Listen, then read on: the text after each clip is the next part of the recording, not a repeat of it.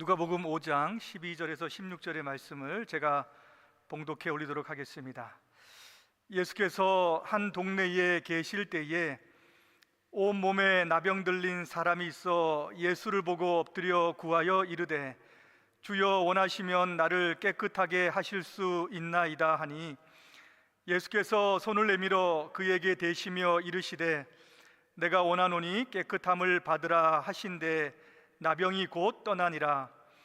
예수께서 그를 경고하시되 아무에게도 이르지 말고 가서 제사장에게 내 몸을 보이고 또 내가 깨끗하게 됨으로 인하여 모세가 명한 대로 예물을 드려 그들에게 입증하라 하셨더니 예수의 소문이 더욱 퍼짐에 수많은 무리가 말씀도 듣고 자기 병도 고침을 받고자 하여 모여오되 예수는 물러가사 한적한 곳에서 기도하시니라. 아멘. 한 주간 잘 지내셨습니까? 네. 이 자리에 오신 모든 분들 주님의 이름으로 축복하고 또 환영합니다. 깨끗함을 받으라 라고 하는 제목으로 하나님의 말씀을 증거하도록 하겠습니다. 여러분, 몇 해 전에 한국에서 소록도를 떠난 두 수녀분의 이야기가 감동을 준 적이 있었습니다. 마리안느 그리고 마그릿이라고는 두 분의 수녀분이셨는데요. 30살에 한국 소록도에 와서 70세 될 때까지 약 40년 동안 이제 봉사를 하고 떠났습니다. 70세가 되다 보니까 이제 몸도 좀 아프고 그리고 옛날처럼 이제 일을 하지 못하니까 계속 있으면 이것에 조금 부담이 되겠다라고 하는 생각을 가지고 편지 한 장 딱 남기고 아무도 모른 채 이렇게 소록도를 떠난 것이 이제 한국의 뉴스가 굉장히 화제가 되었습니다. 물론 이제 한평생 다른 곳에서 이제 외국인으로서 봉사하는 거 쉽지 않지요. 근데 때로는 그렇게 봉사하는 분들이 있기도 했는데, 근데 이분들이 한국 사람들한테 그렇게 유독 마음에 감동을 주었던 것은 이분들이 소록도라고 하는 곳에서 봉사 활동을 했기 때문입니다. 여러분, 소록도가 어떤 곳인지 잘 아시죠? 1916년도에 이제 한센병 환자들을 위해서 병원을 만들고 그들을 위한 그 마을을 만들었습니다. 그래서 이제 오랫동안 그곳에서 한센병 환자들을 이제 돌보게 되었던 것이죠. 한센병은 나병 또는 문둥병 똑같은 이제 말이죠. 나병, 문둥병 그러면은 이제 조금 편견이 있게 되니까 이제 그것을 발견한 사람의 이름을 따가지고 한센병이다, 요즘에 이렇게 불립니다. 여러분, 나병이라고 하는 것은 옛날이나 지금이나 사실 굉장히 무서운 병이고 굉장히 끔찍한 이제 그런 병이죠. 피부에 감각이 사라지고, 감각이 사라졌다라고 하는 것은 여기가 죽어간다라고 하는 의미죠. 그래서 뜨거운 물을 부어도 뜨거운지를 모르고 이제 날카로운 것에 비어도 자기가 빈지 모르는 이제 그러한 질병으로 우리는 알고 있고 굉장히 끔찍하고 무섭다 이렇게 생각을 합니다. 또 전염의 가능성 때문에 그 질병이 확진이 되면은 가족을 떠나서 이렇게 고립된 곳에서 살아갈 수밖에 이제 없는 거죠.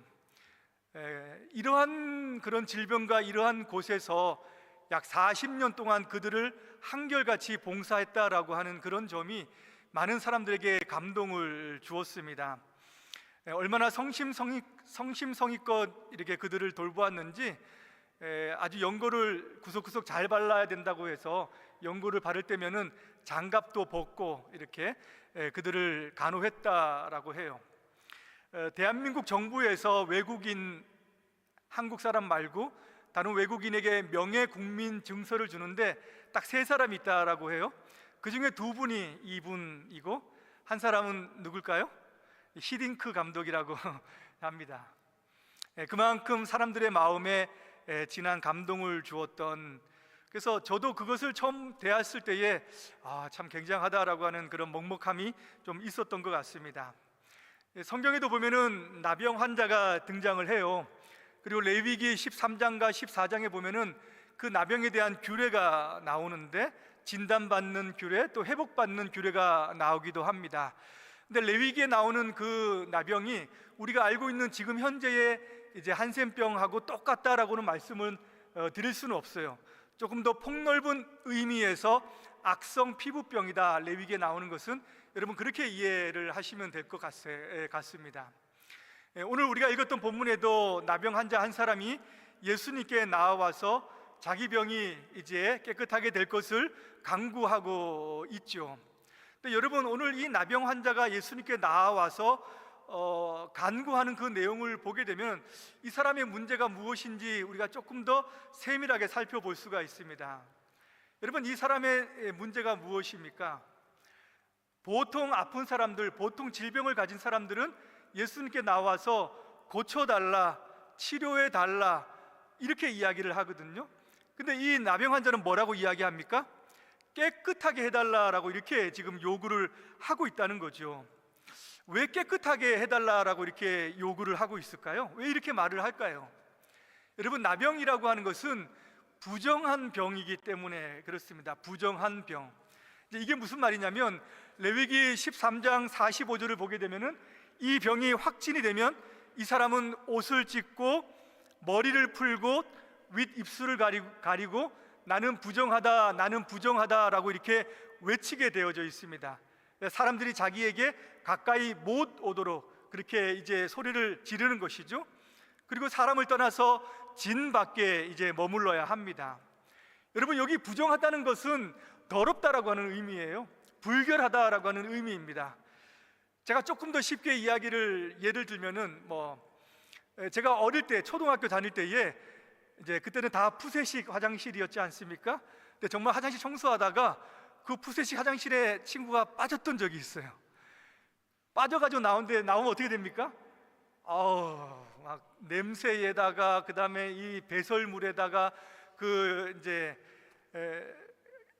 끔찍하죠, 맞죠? 굉장히 더럽고 굉장히 불결합니다.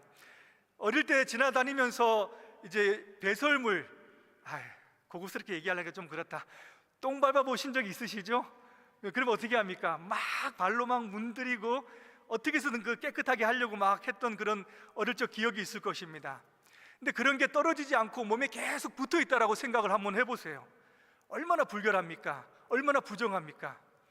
더럽다라고 하는 의미가 이제 그런 의미인데 성경에서 부정하다라고 하는 것은 우리 몸에 이렇게 눈에 보이는 더러운 것들이 붙어 있는 것이 아니라 바로 하나님의 신성한 그 거룩함에 위배되었다라고 하는 의미예요. 그래서 죄가 그로 하여금 붙어 있다. 죄로 인해서 그는 오염되었고 죄가 그 영혼, 그 몸을 완전히 더럽혔다라고 하는 그런 의미가 있는 겁니다. 이 레위기를 보게 되면은 회복할 때에 속죄 제사를 드리거든요. 그러니까 죄로 말미암아 이 질병이 발생했고 그래서 하나님 앞에 그 속죄하는 의미, 죄를 회개하는 의미가 그 가운데 있는 겁니다. 이 나병이라고 하는 것은 죄가 어떤 건지 또 죄로 인하여서 죽음이 어떤 것인지를 사실은 그 구약 시대에 가장 잘 보여주는 그런 질병이라고 이렇게 할 수가 있어요. 오늘 예수님께 나온 이 나병 환자는 온 몸이 나병이 걸렸다라고 이렇게 이야기를 합니다. 예수님께서 이 나병을 통해서 그 시대의 백성들에게 또 오늘날 우리들에게 알려주시고자 하시는 그런 내용이 무엇일까요? 이 나병을 통해서 죄가 얼마나 끔찍한지, 죄가 오는 불행이 얼마나 깊은 것인지를 우리들에게 알려주시고자 하는 그런 의미가 있는 겁니다. 한 세 가지로 제가 말씀을 드릴 수 있는데요. 이 나병을 통해서 주는 고통이 무엇인가? 이 나병은 불행의 상징입니다. 불행의 상징. 제사장이 나병의 진단을 받고 나면은 옷을 찢고 그 다음에 머리를 풀고 입술을 가리고 부정하다 이렇게 이야기를 하는데 이 행동은 지극히 큰 슬픔을 나타내는 것이고 사람이 죽었을 때 애곡하는 그런 형태의 모습을 지금 보여주고 있다는 거예요. 자기 인생 가운데의 한순간에 나병의 진단을 받는 순간 죽음과 같은 불행, 죽음 같은 슬픔이 지금 자기 인생 가운데 닥쳤다라고 하는 것을 그 영혼이 그 순간에 알고 그 순간에 애도하는 그런 모습을 보여주고 있다는 거죠. 이제까지 어떻게 살았든 상관없습니다. 무엇을 가지고 있든 상관이 없습니다. 어떤 명예와 부와 능력을 가지고 있고 장밋빛 미래를 가지고 있는지 상관이 없습니다. 그것을 받는 순간 그 사람은 자기 인생 가운데에 죽음과 같은 불행을 맞이하게 되었다라고 하는 거예요. 우리가 성경을 보면 잘 그것을 알 수 있는데, 성경에 나병에 걸린 첫 번째 사람을 미리암에 나옵니다. 민수기 12장 보면 미리암이 나오죠. 모세의 누이입니다. 모세를 비방했다고, 구스 여인을 취했다고 비방했다고 하나님께서 그를 징계하시는 내용인데, 한순간에 나병이 걸리게 해요. 그랬을 때 몸이 반이 썩어져 나가고 태어나면서부터 죽은 자 같이 되었다라고 이렇게 얘기합니다. 죽은 자 같이 되었다라고 이야기하고 진 밖으로 쫓겨나게 돼요. 여러분, 모세만 존경받은 것이 아닙니다. 이 미리암도 그 시대에 상당한 존경을 받았던 신앙의 위인입니다. 출애굽기를 보면은 홍해를 건너고 난 다음에 모세가 노래를 부르는데, 이어서 이 미리암이 서구치면서 모든 여인들과 함께 하나님을 찬양하는 내용이 나와요. 그만큼 사람들로부터 존경받았던 신앙의 위인으로 우리가 볼 수 있습니다. 그런데 죄가 들어오면은 아무리 큰 신앙의 위인이라도 그 한순간에는 죽은 자처럼 불행의 모든 명예와 모든 그 권세를 다 잃어버리는 그런 인생으로 추락한다라고 하는 것을 보여주는 거예요. 죄가 이렇게 만듭니다. 아무리 위대한 사람이라도, 위대한 신앙이라도 죄가 들어오면은 그 모든 가지고 있었던 명예와 모든 가지고 있었던 능력과 그 존경들을 다 잃어버리게 되는 거예요.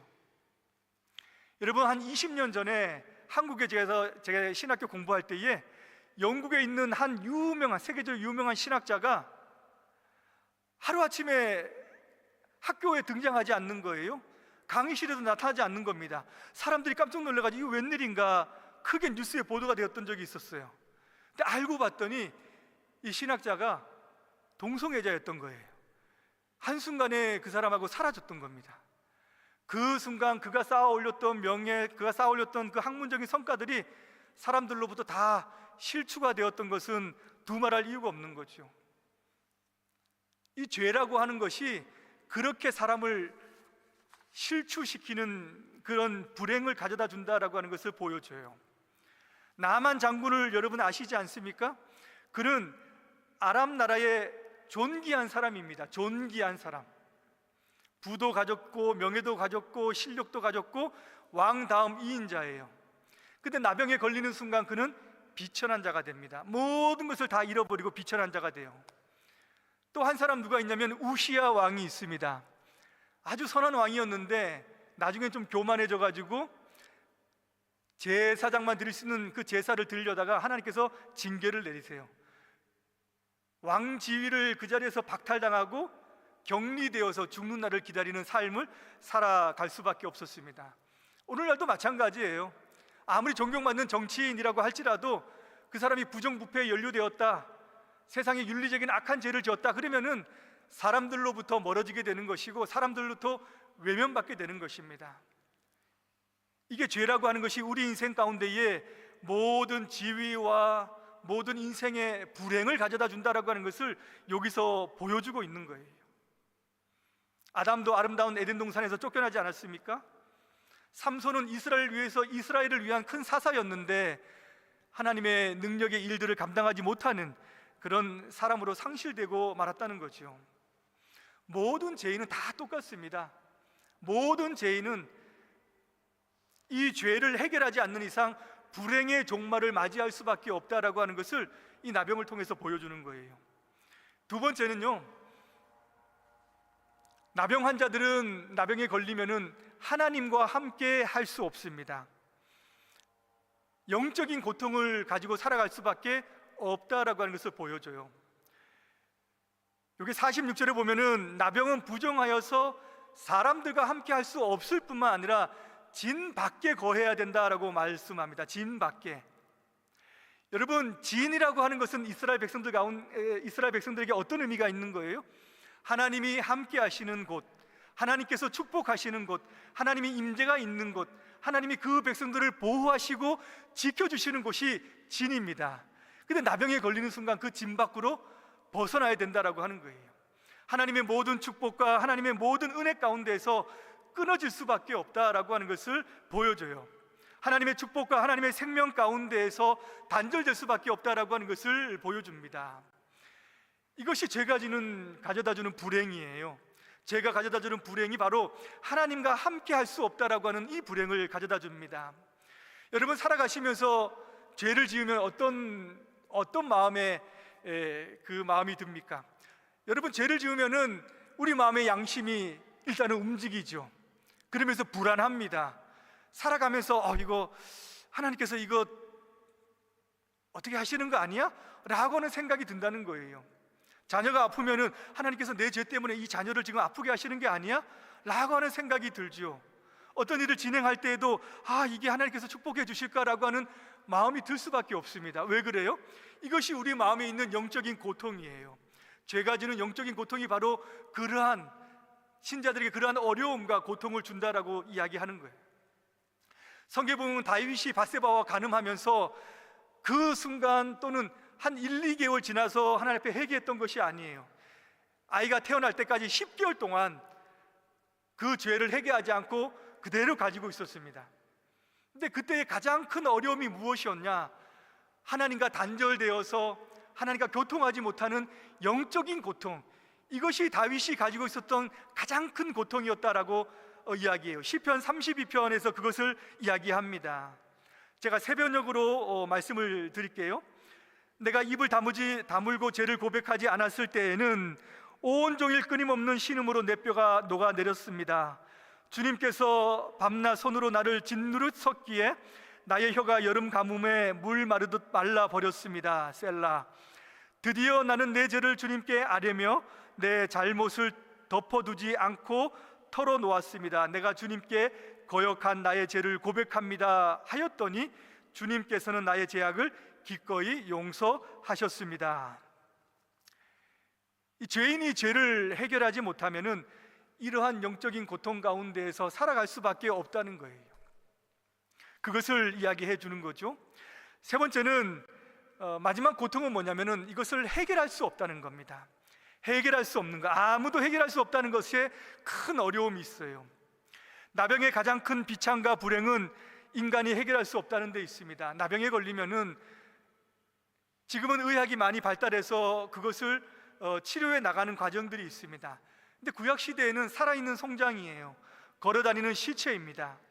죽는 날만을 기다려야 되는, 이 외에는 달리 아무것도 할 수 없는 그런 형편 가운데 살 수밖에 없는 운명이에요.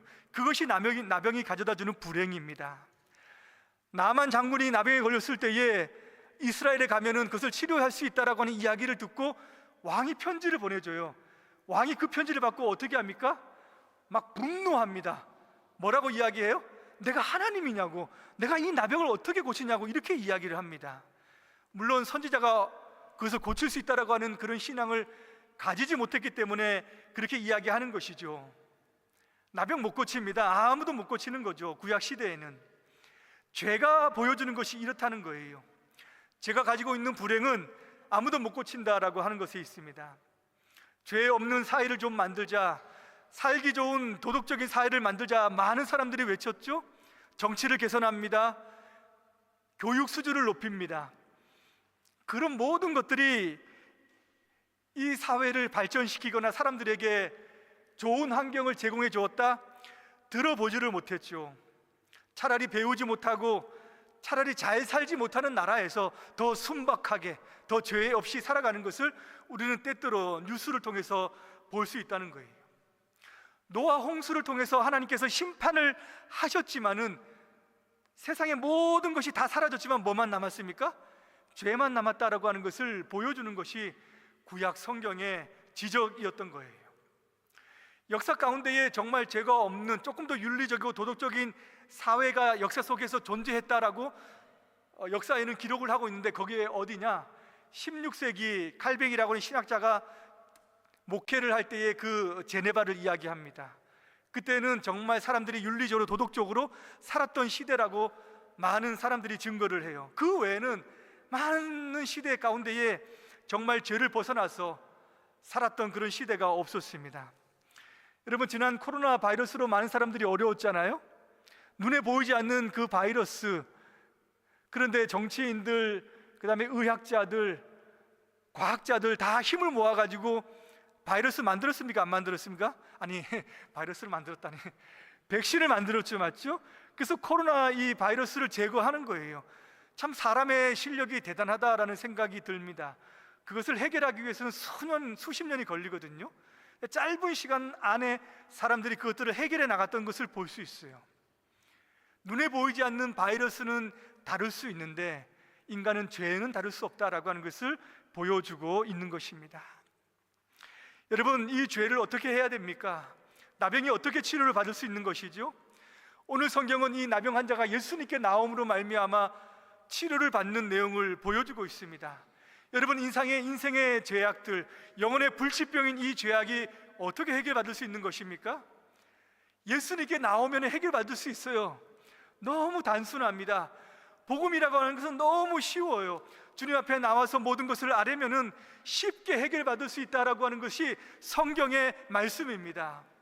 누구든지 죄 가지고 고통받는 사람들, 인생의 불행을 가지고 있는 사람들, 죄 때문에 양심의 어려움을 가지고 있는 사람들, 모든 질병 가운데에서 그것으로 인해서 고통받는 자들, 주님 앞에 나와서 마음을 아뢰고, 주님, 당신이 나를 고칠 수 있습니다, 주님, 당신이 해결할 수 있습니다라고 말씀하면은 다 고침을 받을 수 있다라고 하는 것을 이 성경이 분명하게 보여주고 있는 것이죠.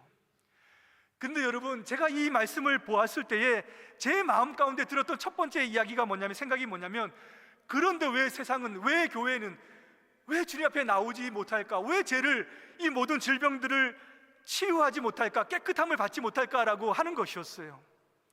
제 마음에 들어왔던 가장 첫 번째가 뭐였냐면은, 이 세상에 이것은 내용이 없습니다. 진단이 잘못되었다라고 하는 거예요. 의사가 병을 치료하기 위해서 가장 중요한 것은 무엇입니까? 유능한 의사는 진단을 잘하는 의사예요. 이 병의 원인이 무엇이다, 어디서부터 잘못되었다라고 하는 것을 딱 집어내는 의사가 가장 유능한 의사입니다. 그러면 거기서부터 해결책이 나오는 거예요. 그런데 이 모든 죄악에 대해서 진단을 다 잘못 내리고 있다는 거예요. 세상은 죄를 죄로 인정하지 않습니다. 죄를 죄로 보지 않아요. 이 세상이 무너지는 것, 사람들이 범죄하는 것, 악이 흉흉하는 것, 이것을 죄로 보지 않는다는 거예요. 뭐로 봅니까? 다른 것으로 돌려요. 그것을 기질의 문제로 돌리고, 엮이는 가정에서 태어나서 그런 것이라고 이야기하고, 내면에 아이가 있기 때문에 그렇다라고 이야기하고요, 중독 때문에 그렇고, 심리적으로 조금 약해서 그렇다라고 이렇게 이야기합니다. 결코 죄의 문제가 아니라라고 이야기하는 거예요. 죄의 문제가 아니기 때문에 회개할 필요도 없습니다. 이런 모든 문제들을 어떻게 해결하느냐? 그는 질병을 가지고 있기 때문에 상담을 받아야 되고 약물로 치료해 줘야 된다는 거예요. 이것이 이 세상의 진단입니다.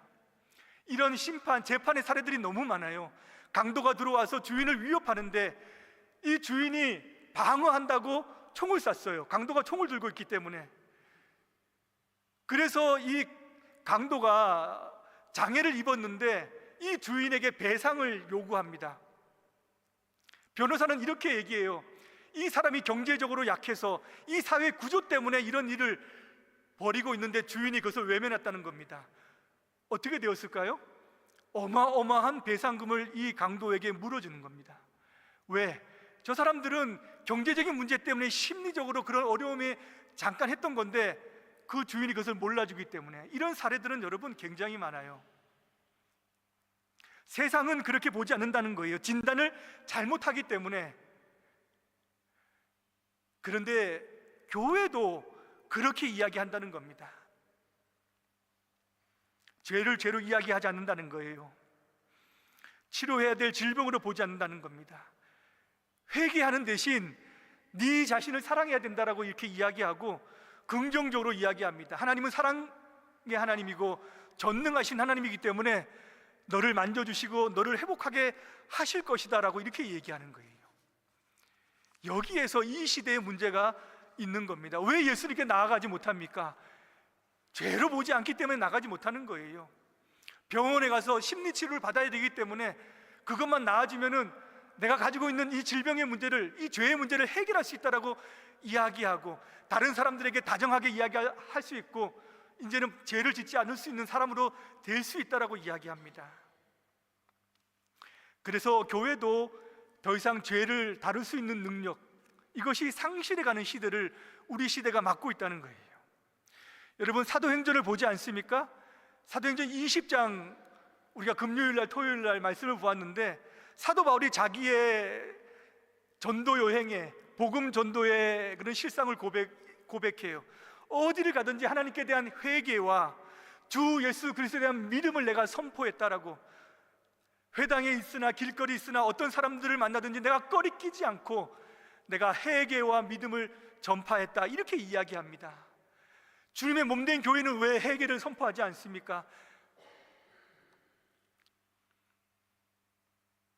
이것이 오늘날 신자들이 일어서지 못하는, 자신들이 가지고 있는 이 질병의 문제, 사회를 개선하지 못하는 그 문제가 여기 있다는 거예요. 여러분, 우리 모든 것이 죄로부터 시작됐다라고 하는 것을 인정하시고 우리가 주님 앞에 나아가야 될 줄로 믿습니다. 예수님은 자기 앞에 나오는 모든 자들을 깨끗하게 씻어주십니다. 아주 깨끗하게 씻어주세요. 이 나병 환자는 흰눈보다, 양털보다 깨끗하게 씻음을 받았습니다. 그의 상한 10년까지 마음에 평안함을 얻었다라고 하는 것을 볼 수 있지요.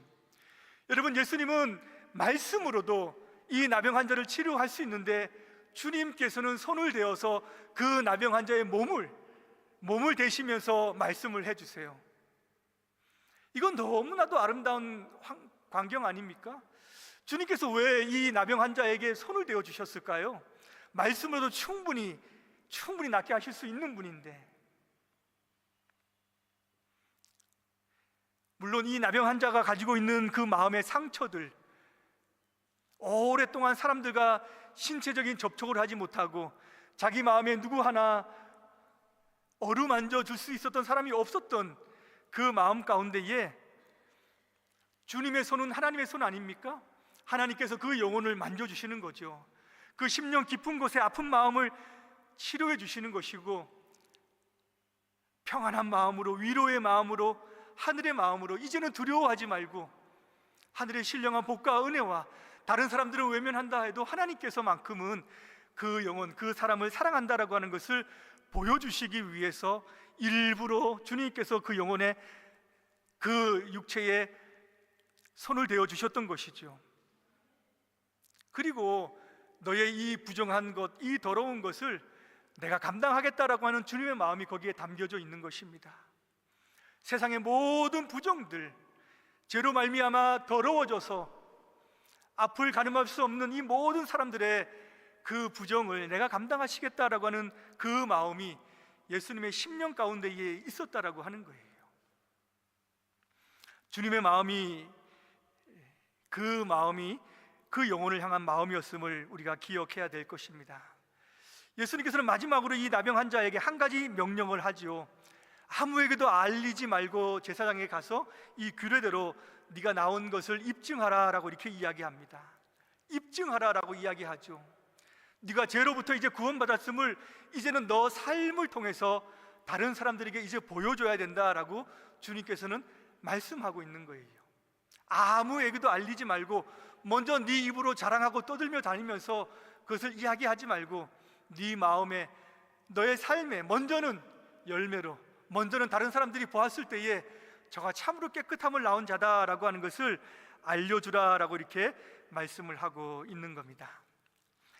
여러분, 왜 예수님께서 치유 사역 가운데에 가장 먼저 이 누가는 나병 들린 사람을 깨끗하게 해주는 이 치유의 사역을 놓았을까요? 예수님께서 이 땅에 오신 것이 바로 이 부정하고 더러운 세상, 악으로 가득 차서 영혼의 질병과 불치병을 가지고 있는 이 모든 세상을 짊어지고 치유하시기 위해서 오셨다라고 하는 것을 가장 먼저 보여주시기 위해서 이 나병 환자의 치료를 가장 앞에 두고 있는 것입니다. 다시 한번 죄로 인한 우리의 마음과 또 고통과 질병으로 인한 우리의 상한 심령들을 주님 앞에 가지고 나아가서 그 은혜를 받고 누리시는 여러분 되시길 주님의 이름으로 축복합니다. 기도하겠습니다. 하나님 아버지, 부정하고 더러운 나병 환자를 치유하실 뿐만 아니라 더러워진 우리의 영혼도, 우리의 모든 죄악도 주님께서는 십자가상에서 깨끗하게 치유해 주신 줄을 믿습니다. 다시는 죄악 가운데 더러운 곳에 머물지 아니하고 하나님의 은혜와 사랑 가운데에 우리의 삶의 열매를 통해서 거룩한 자가 되었음을 나타내 보이는 우리의 삶이 되어줄 수 있도록 하나님 함께하여 주시옵소서. 예수님의 이름으로 기도드리옵나이다. 아멘.